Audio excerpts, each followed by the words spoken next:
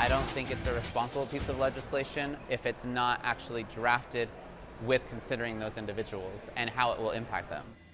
There is a new proposal in Seattle, and it could impact tens of thousands of people who work in all kinds of businesses. If it's not law yet, but if it does pass City Council, your boss would need to follow some tough new rules regarding your schedule. It's meant to protect workers, but is the city overstepping its authority? And what would it cost? King5's Dan Casuto is tracking the developments, joins us live with more. Dan? Lori and Amanda, the bill would affect thousands of workers at places like Krispy Kreme, Target, Nordstrom, McDonald's, and Starbucks. And it was supposed to give those workers more rights about their schedule. But some of those workers are saying, we don't want those rights. This is government interfering in business. Here's a guy who would get new rights if this law passes. Thank you guys so much. Sean David is a waiter at the Tanaka-san restaurant in Belltown.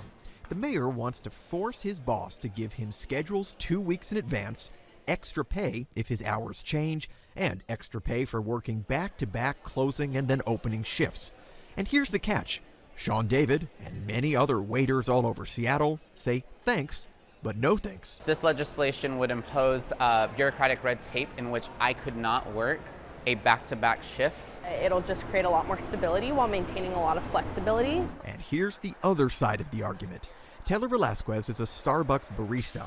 She's involved with the pro-union group Working Washington, and they'd love for this to become law. It's really hard for me to budget. It's really hard for me to plan my life because of how inconsistent not only my schedule is, but the amount of hours that I get is. Those restrictions that they're putting on businesses make it impossible for us to do what we already do and the flexibility we already have.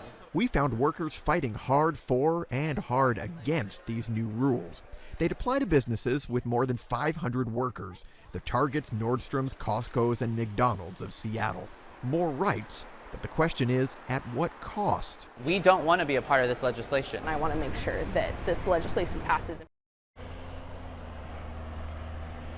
So even though Sean is advocating against this and they are very active with the Facebook group, it would not apply to them because they work for a company that doesn't have 500 workers. There is a public hearing next Tuesday at 6 o'clock in the evening, and then the full city council is expected to vote on this in the middle of next month. I'm live in Seattle, Dan Casuto, King 5 News.